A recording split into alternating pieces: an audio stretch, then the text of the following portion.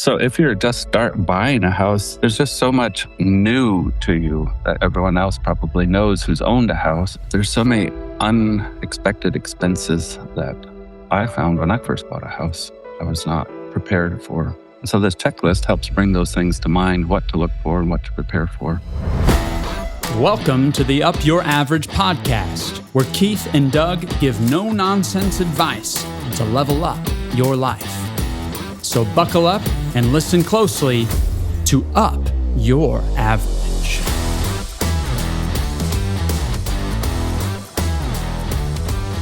Micah Langmaack is in the house. He's in the building. And that's really important because Micah knows how to build a building. And today on Up Your Average, we're going to be talking about home improvements, anything in the house, anything in a commercial building. But first, I want to start it off with a little business stuff, Micah. Okay. So it was not that long ago. Mhm. You were out by your truck working on Gimbel's cottage behind us. And I say to you, Micah, great job taking the risk to start your own business. Just a couple years ago. And do you remember what you said to me? What risk? Yeah. You said, what risk? You said, I didn't know there was a risk. And I immediately knew what you were talking about. But I never framed it up like you just succinctly said to me, what risk? And why did you say what risk? The spirit tells you to go do something, you should do it. Yeah. So if you've listened to this podcast one or two or several times, you will know that just living by faith is a big part of our worldview. And we think it's a fantastic way to do life. And so Micah is a great example of that. And when you shared that with me, what risk, it really resonated to me. I remember I came back inside and I thought, man, I was really encouraged by what you had to say, because it doesn't mean it's going to be easy. Mm-hmm. It could be very expensive. Mm-hmm. But you are doing what you're supposed to be doing. So Micah, just a few years ago, started your own company. We did. And so tell us about your company. Rest Grace Solutions. Resting in God's grace. He provides solutions. Okay. That's, we like to do interior home repairs. All the small stuff nobody else likes to do.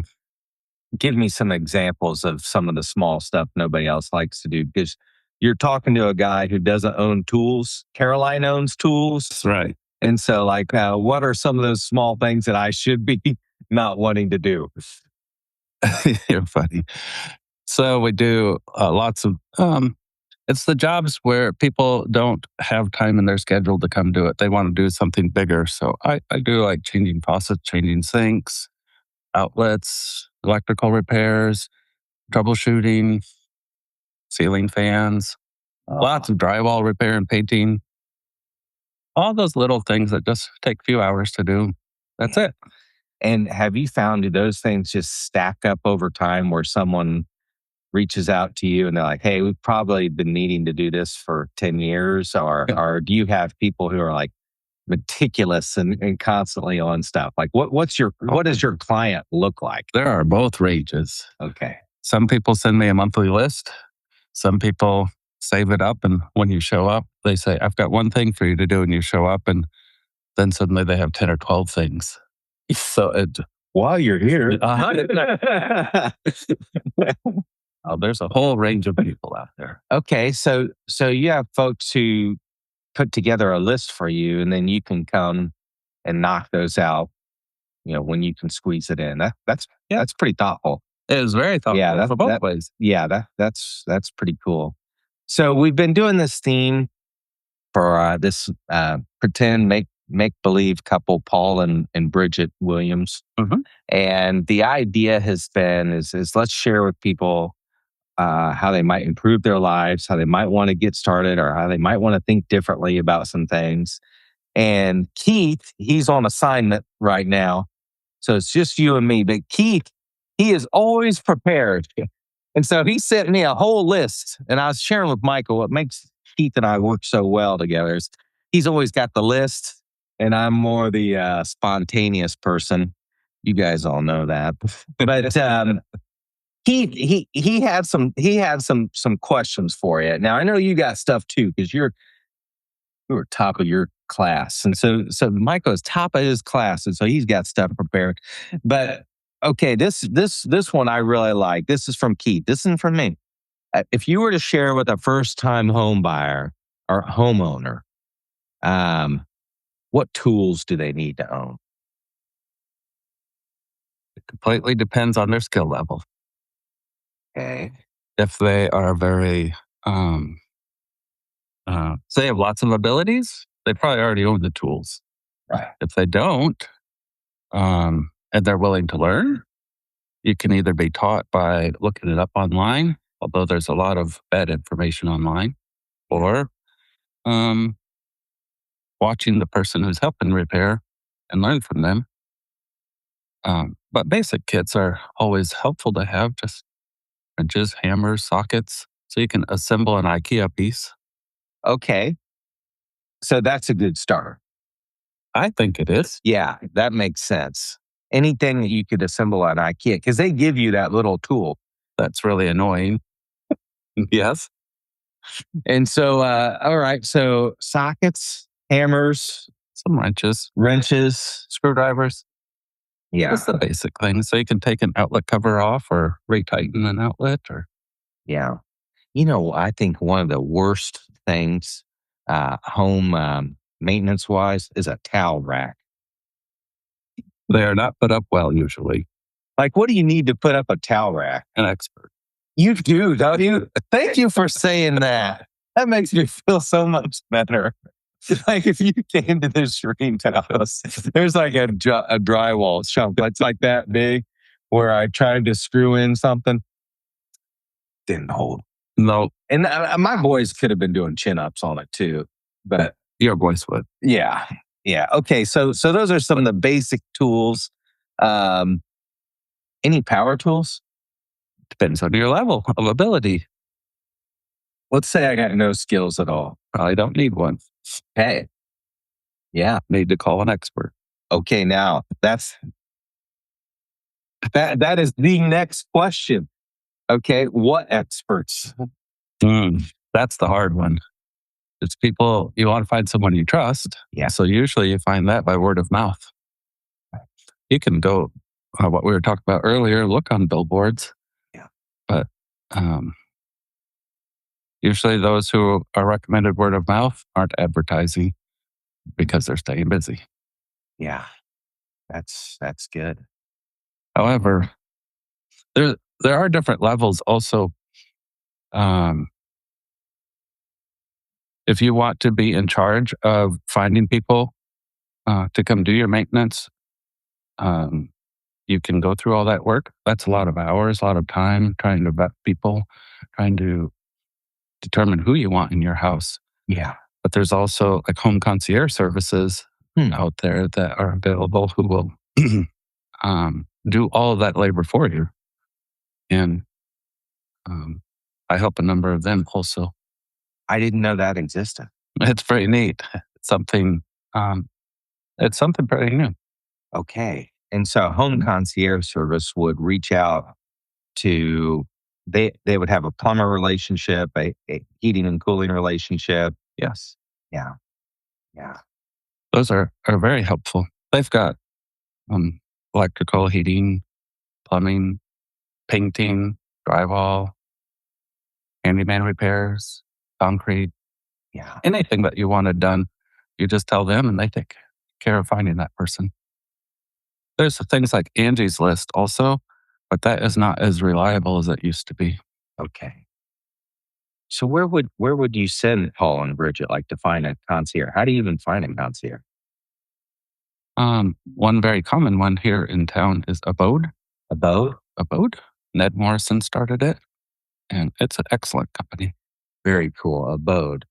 That's worth checking out. It is. Yeah. What experts? That's such a big deal. I know I've been very fortunate just to have friends in the business, and to start something with a high trust level. It's so life giving, where you don't have to think about, what am I paying for this? Am I paying too much?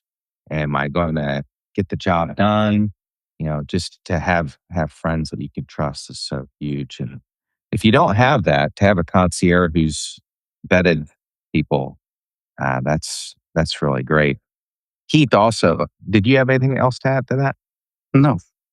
Keith also wanted to ask what routines and checklists a new homeowner would need to be thinking about. And I suppose that depends. Like, if you're buying a home with a warranty that was just built, that could be a little different than buying a home that's maybe 30 years old. But I'm sure there are some crossovers where there are checklists that you need to do regardless. What comes to mind? So when I think of a home, it's a big envelope. You got your roof, your walls, your foundation. Okay. The whole purpose of this home is to keep the elements out, or rodents or intruders. Look at the big picture. That's the big picture of it. So I like to do walk-arounds of a home and just visually look to see, is the home actually performing on the outside the way you're wanting it to? You've got water is probably your biggest culprit, because when you see a problem from water, it's already too late. Yeah. It's already a lot of damage. So if you're being proactive and trying to look once a month, so just walk around. Shannon and I do that. We walk around our property and just look. Once a month. At least, sometimes weekly. Yeah. Yes. What is something that you might see? Like, you and Shannon are walking around your house, which is well taken care of. You're the man. You're in the business. Mine is the least taken care of. What is something, like, if we walked around the Gimbel property, what is something that your eye might see, and what is something that my eye might see? Recently, I was walking around and I saw a branch laying on a roof. But then when I looked a little closer, I realized that branch went through the roof. And it was not a big branch, but it had made a hole. So that was an obvious one. Yeah. But from the ground, it just looked like it might be just laying there, but there was a hole. Mm-hmm. Or you might notice like water pooling in your yard where your gutters overflowed because your gutters are clogged. And then if it's not graded properly, that water is just coming right back into your home. So you're looking to see, is your grading correctly? Correct. Okay. You're looking for your doors and your windows. Did they all lock? Are they secure? Are they cracked? Are they functioning right? And that makes so much sense, to just walk around and observe. Like, if I'm going to buy a used car, or if I'm going to rent a car, we do the walk around and we observe. Mm-hmm. But don't think I've ever walked around my house and observed. I'll bet Carolyn has. Time to start. Okay, so on the routine maintenance on the checklist, it starts with walking around and observing. That's how I choose to. Yeah. Yeah. And then you brought a checklist with us today. I did. Before that, though, exterior keeps water out. Interior provide comfort. Okay. Where you make your memories, it's where you live, inside. So on the inside, you do a walk around also. And there's different smells, different sounds. I don't know to what level people pay attention to that, but I can often hear something that sounds out of place and know that there's an issue there. What might you hear? Smell. Sometimes you hear the water running through a line and realize there's a leak down below. Okay. Or you might hear a squeal in your dryer, or a squeal when the furnace kicks on, something like that. You might hear excess noise from outside and realize windows are open. They weren't closed. almost closed, look closed, but not quite. Yeah. You And- might smell something burning that nobody's been cooking.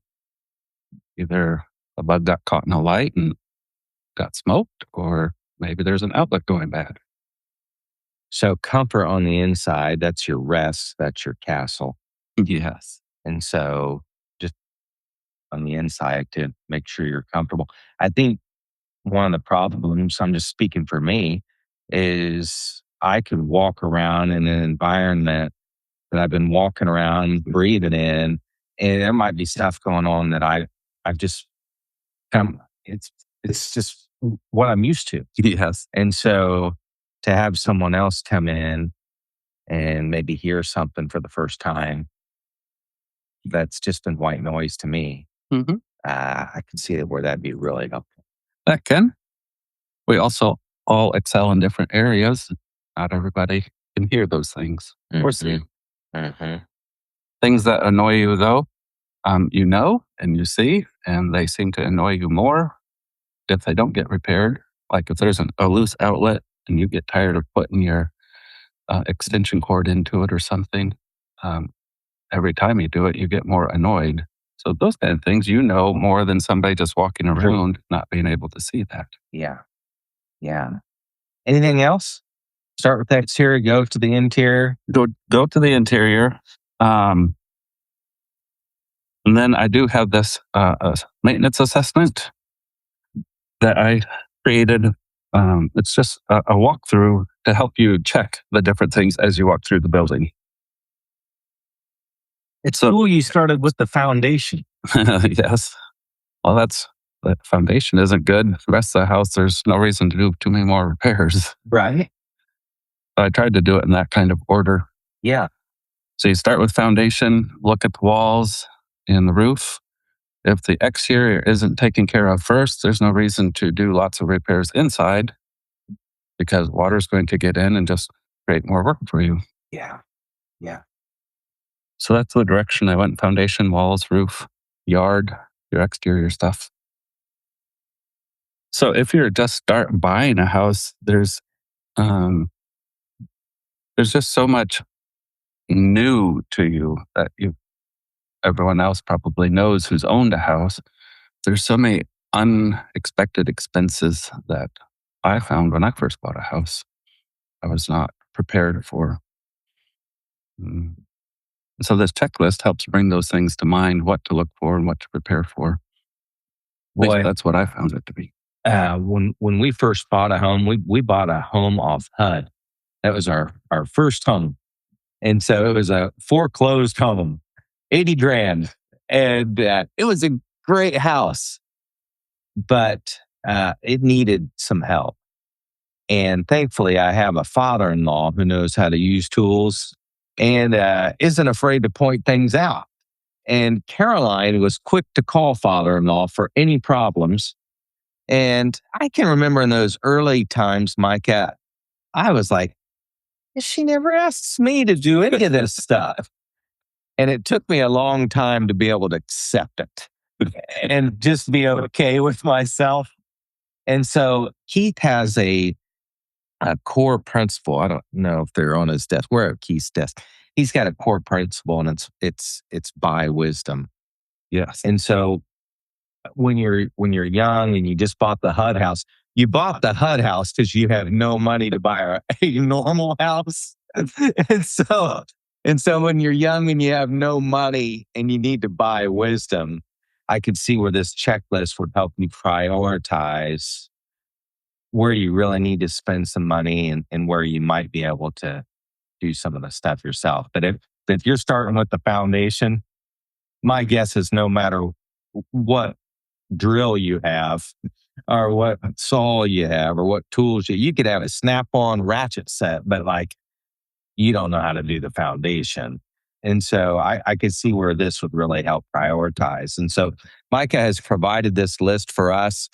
This list is for residential maintenance. And then also he has one that's souped up, fair enough, Sure. for commercial properties. And we have several clients who own several pieces of real estate. So Yes. if you're one of those folks, the commercial piece might be of interest to you. Mike is happy to get these in your hands, and you can just reach out to Caleb C. Tyner at gimbalfinancial.com, and he'll get you one of Micah's maintenance assessments.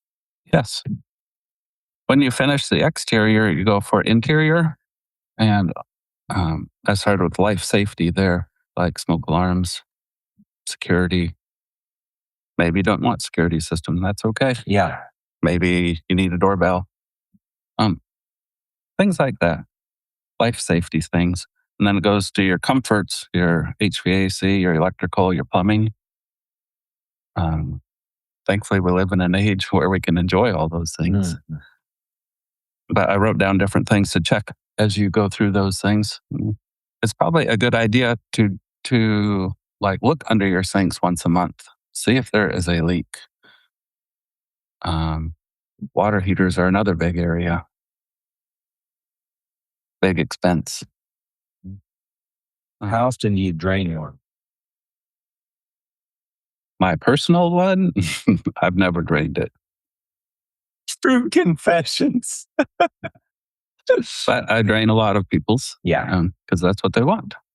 Okay. In Indiana, though, the scale builds up so fast that it gets almost to be too large of chunks to actually flow out. Yeah. Even if you did it on a regular basis. Yeah. Interesting. But water softeners make a big difference for that. And that is so true. So when we built our house, I cheaped out on a couple of things. Caroline wanted a water softener, and I was like, we're spending all this money to build a house, an extra $1,000. No, we're not going to do the water softener. That was a big mistake. In Indiana. That was a huge mistake, Micah. And so we added a water softener even recently. It's probably within the last few years. And just having somebody who would have said, hey, Doug, you got to do that. Do you ever consult people and say, hey, this is one where you really need to spend the money? We do. My first house did not have a water softener. I just chose to live with it and then ended up replacing every faucet in there because they all lined up and quit working. Yeah. Yeah. My house now has one and I encourage it a lot.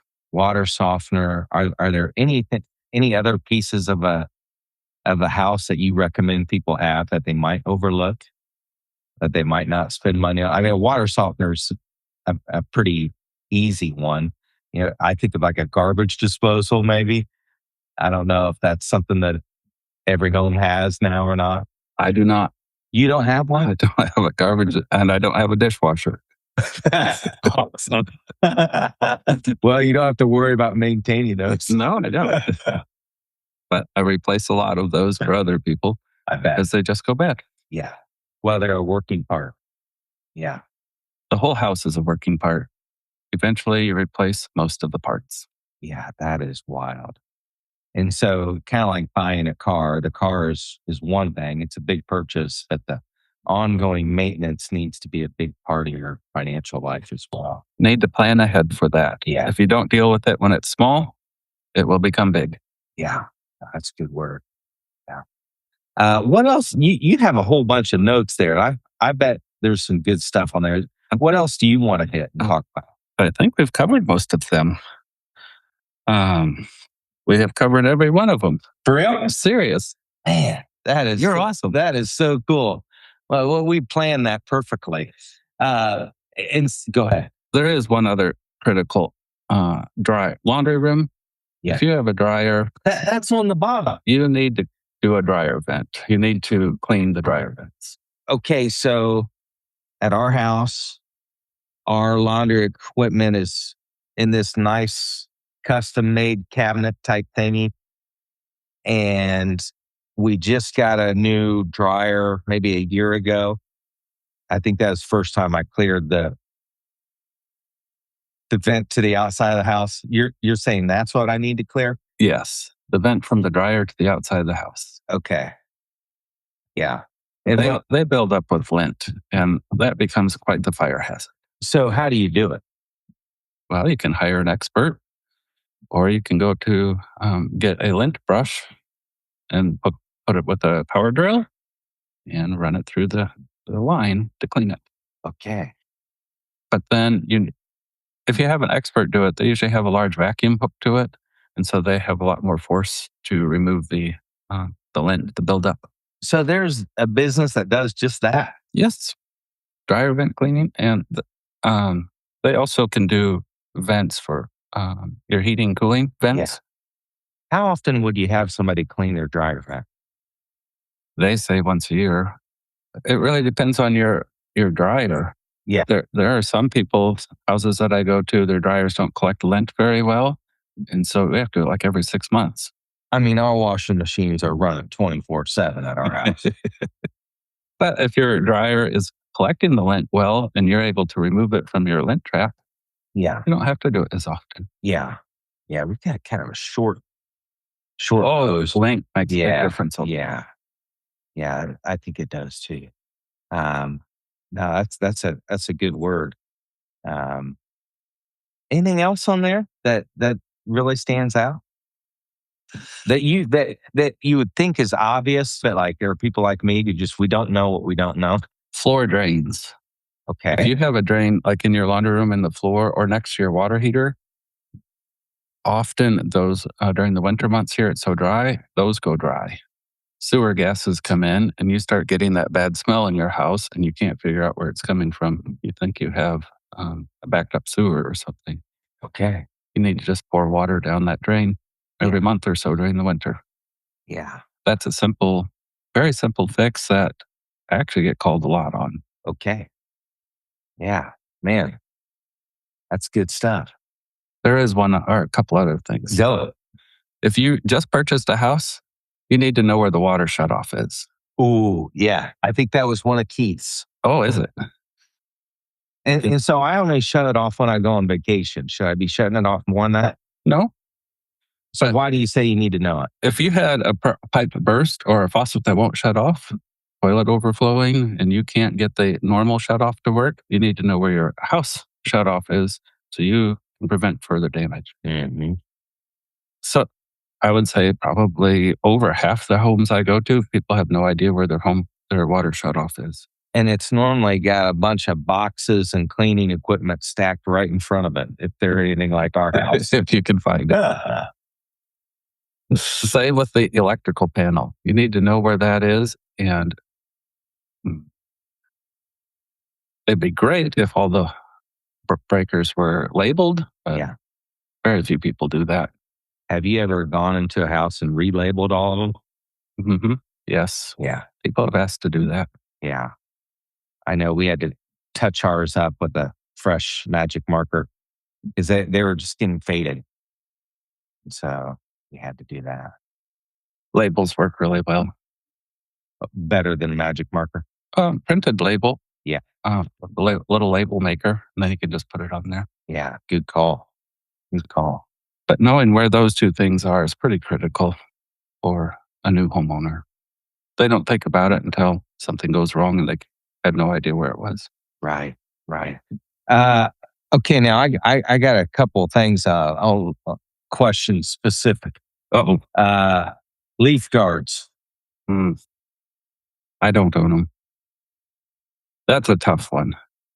There's a lot of good companies out there making money doing that. They do help keep the leaves out to a point, but a lot of twigs get caught in them, and then those twigs catch the leaves, and then you look up there and you see a pile of leaves right at your gutters. So you still have to go up and clean it. Yeah. What about wrapping your AC unit during the winter? Over half of the new furnaces going in Indiana are heat pumps. So then you don't wrap the outside because that is being used during the winter to provide the heat. Yeah. If it's an old air conditioner or still only an air conditioner style, you can. I've never done it. Yeah. I don't think I'd waste the time to do it. Keith asked a question here about, he says, does driveway direction matter? What do you think Keith means by that? It matters a lot.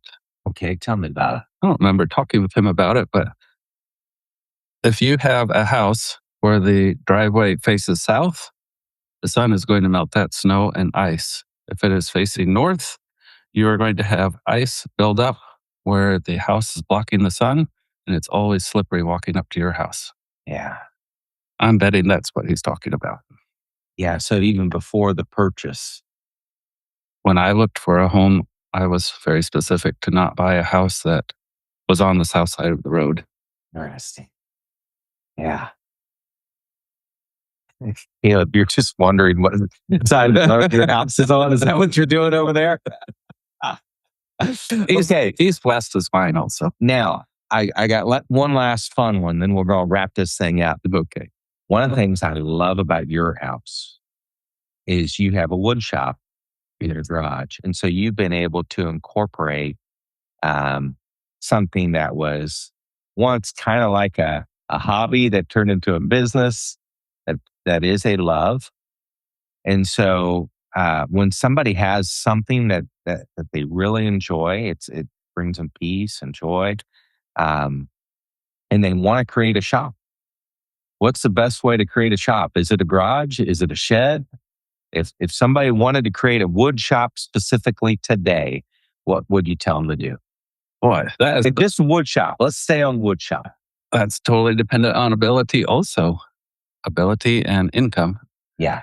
You can go crazy and have 8,000 square foot shop, or you can do it in a little shed with 400 square feet or 200 square feet. And so if they wanted to get started today, what are the couple things they're going to need? Probably used equipment.